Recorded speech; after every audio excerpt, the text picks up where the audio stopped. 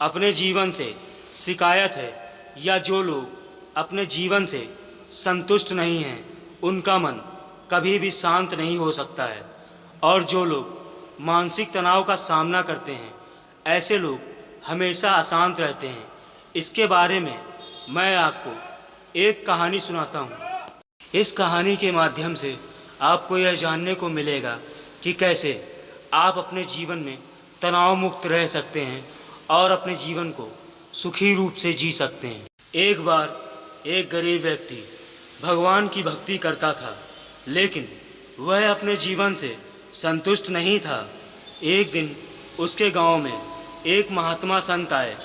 वह गरीब व्यक्ति भी महात्मा से मिलने गया। गरीब व्यक्ति ने उस महात्मा को अपनी पूरी परेशानी बताई।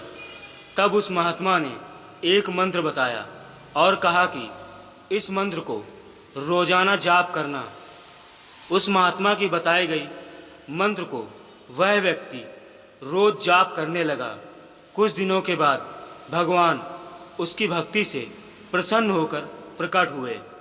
तब भगवान ने उससे कहा कि मैं तुम्हारी भक्ति से प्रसन्न हूँ। जो कुछ तुम मांगोगे मैं तुम्हारी हर इच्छा पूरी करूँगा। गरीब व्यक्ति भगवान को देखकर हैरान रह गया। उसे कुछ समझ में नहीं आ रहा था कि वह भगवान से क्या मांगे। उसने भगवान से कहा कि अभी मुझे कुछ समझ में नहीं आ रहा है, कृपया आप कल फिर से प्रकट हों।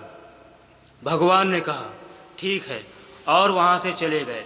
इसके बाद वह व्यक्ति बहुत ही चिंतित हुआ।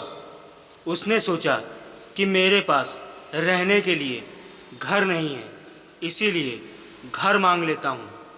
कुछ देर बाद उसने सोचा कि जमींदार बहुत शक्तिशाली होता है, इसीलिए मैं जमींदार बनने का वरदान मांग लेता हूँ। इसके बाद उसने फिर से सोचा कि राजा बहुत शक्तिशाली होता है, इसीलिए मुझे राजा बनने का वरदान मांगना चाहिए। इसी तरह के विचारों को सोचते सोचते उसकी सारी रात बीत गई। सुबह हुई, तभी वहाँ पर भगवान फिर से प्रकट हुए।